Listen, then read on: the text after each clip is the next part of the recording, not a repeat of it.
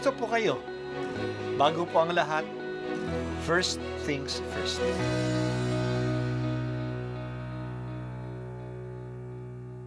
Good morning po. Sinisimulan po natin ngayon ang first things first. At dito po, tinatalakay natin sa unang bahagi ng umaga natin ay ang first readings na binabasa po sa banal na misa. Ito pong tinatalakay natin kasi madalas po kasi marami na tayong alam tungkol sa gospel readings. Pero konti po ang nagsasalita sa first readings. Pero ang first readings, bahagi din po yan ng Biblia, ng banal na kasulatan. Kaya susubaybayan po natin ang mga first readings, basahin po natin at kuminsan kailangan ng basahin ng 2 o 3 beses bago maintindihan kasi hindi po tayo familiar sa mga istorya at sa mga kaisipan na tinatalakay dito. Ang pagbasa mula sa aklat ni Propeta Ezekiel.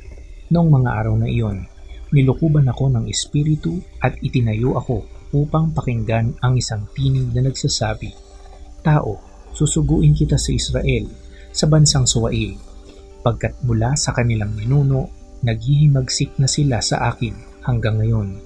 Matigas ang kanilang ulo at walang pitagan. Kaya puntahan mo sila at sabihin mong ito ang ipinasasabi ng Panginoong Diyos. Sa makinig sila o sa hindi, pagkat matigas nga ang kanilang ulo, malalaman nilang may isang propeta sa gitna nila." Ang salita ng Diyos. Salamat sa Diyos. Ilang beses na nangyari na sinabi ko sa isang tao, lapitan mo at sabihan ng iyong asawa o kapatid o kaibigan na magbago. Ang sagot sa akin, malaki na siya. Alam na niya ang dapat niyang gawin. Sinabi ko na yan sa kanya, pero matigas ang ulo. At nauwi na hindi nilalapitan at pinagsasabihan ang kanyang asawa, kapatid o kaibigan. Hindi ganito ang gawain ng Diyos. Hindi siya nagsasawa na magpaunawa at magpasabi sa atin. Napakinggan natin ngayon ang utos niya sa kanyang propetang si Ezekiel. Pupunta siya sa bayan ng Israel. Alam ng Diyos na matigas ang ulo ng mga Israelita. Ganun na sila mula pa nung panahon ng kanilang mga ninuno. Pero kahit na ito, hindi nagsawa ang Diyos na magpadala ng kanyang mga propeta. Makinig man sila o hindi, magsasalita ang propeta. At least malalaman ng mga tao na hindi nagsasawa ang Diyos sa kanila. Hindi siya nawawala ng pag-asa sa kanila. Tularan natin ang Diyos. Patuloy nating ituwid ang nagkakamali. Hindi naman natin sila aawayin kung hindi sila magbago.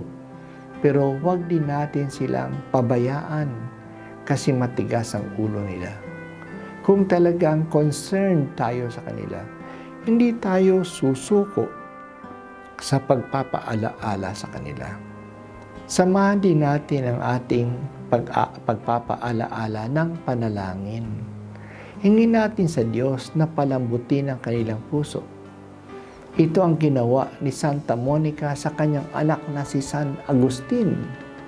30 taon niyang patuloy na ipinagdarasal ang anak niya kahit na ito'y sumama pa at nagkaroon pa nga ng anak sa labas.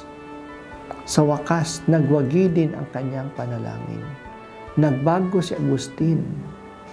Kasama ng dasal ay ang ating pagsuporta at pagtulong sa ipinagdadasal natin.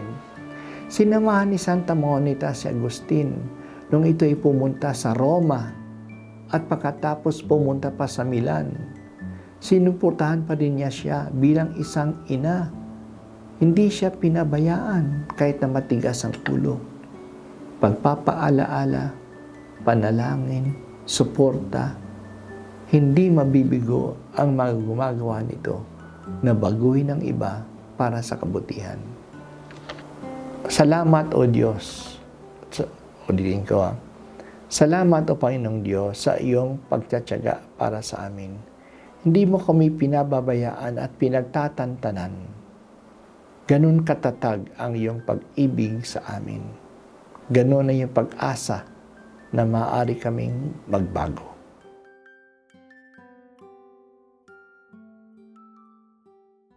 At ako po ay si Bishop Broderick Pabilio dito sa First Things First.